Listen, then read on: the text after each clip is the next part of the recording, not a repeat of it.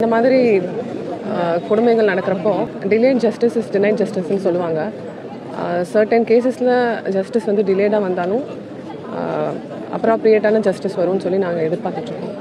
மாதம்பட்டி ரங்கராஜுடைய முதல் மனைவி ஸ்ருதி இப்போ ஒரு வீடியோவை ஷேர் பண்ணியிருக்காங்க. அதுல அவங்களுக்கும் மாதம்பட்டிக்கும் இடையே ஏற்பட்ட கருத்து வேறுபாடு அண்ட் ஜாய் கிறிசட்டா இடையில வந்து மாதம்பட்டியுடன் ஏற்பட்ட நெருக்கம்னு ஒவ்வொன்றையும் வெளிப்படுத்துற மாதிரி ஒரு வீடியோவை ஷேர் பண்ணியிருக்காங்க.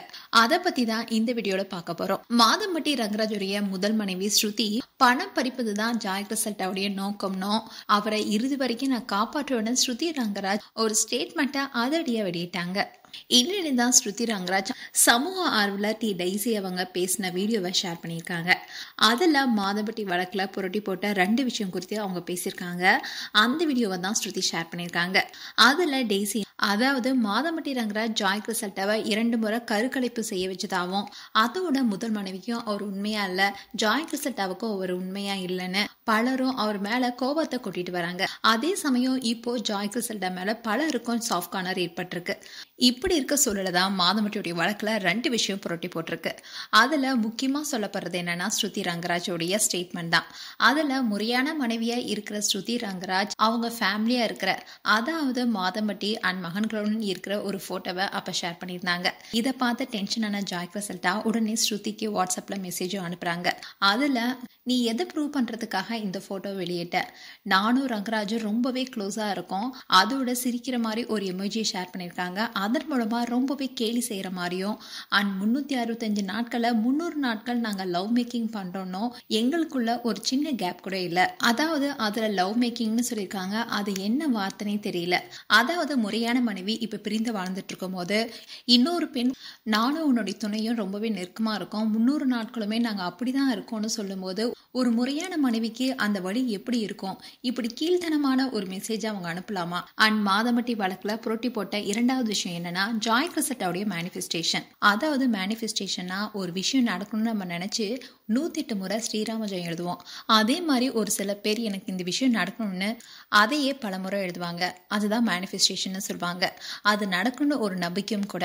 அதே மாதிரி தான் ஜாய் கிறிசட்டாவும் மேனிஃபெஸ்டேஷன் பண்ணிட்டு வந்திருக்காங்க. இது எப்படிப்பட்ட மனநிலைன்னே புரிஞ்சுக்க முடியல. அதுல மாதம்பட்டி ரங்கராஜ் எமோஷனலா மென்டலா பிசிக்கலா என் கூட கனெக்டடா இருக்கணும், எங்களுக்குள்ள நாங்க எப்போதும் நெருக்கமா இருக்கணும், அவர் எனக்கு வீடு வாங்கி தரணும், அவர் எனக்கு 8 லட்ச ரூபாய் பணம் தரணும், 10 லட்சம் எனக்கு இப்பவே வேணும். அதோட மாதம்பட்டி ரங்கராஜ் ஸ்ருதி பிரியாவுக்கு விவாகரத்து கொடுத்துன்னு ஒவ்வொரு நாளுமே எழுதிட்டு வந்திருக்காங்க.